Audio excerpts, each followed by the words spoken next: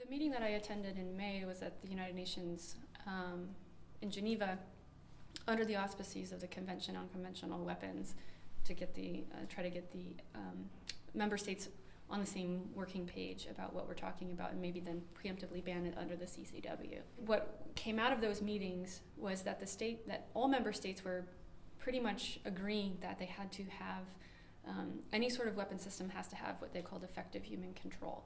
So there has to be some human somewhere effectively controlling the weapon system. And so this kind of assuaged the idea that there will be some sort of killer robot sent out and no one will be in the loop, so to speak. The problem with this, though, is that effective control is a very nebulous term.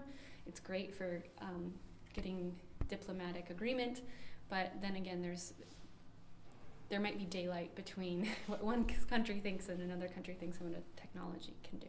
So in terms of that, there was, I think, significant state agreement on the effective control criterion, but now where we're at is that there is going to be an additional meeting in the UN this month or next month, under the CCW is taking up the issue again. So we're kind of waiting to see where states are going on this issue.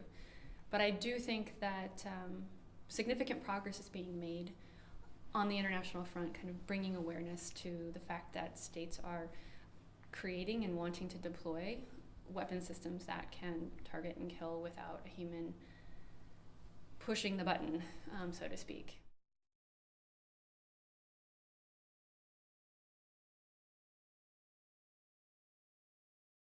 I think what they're thinking about is the operational capacities of human costs on both sides, right? So whether or not they can lower the civilian casualties, if they can if they can create a technology that's better at upholding the principle of discrimination, right? So if you can field a robot that will more accurately determine who is a combatant and who is not, that is a strong argument. It's a powerful argument. I mean, it's kind of hard to say, oh, no, please, let's have the human soldier kill more people. So that's a strong argument, and that's one side of the cost analysis that they're citing.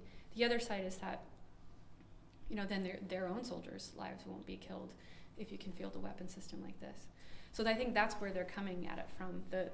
The problem, of course, is whether or not those two assumptions are going to hold true in practice.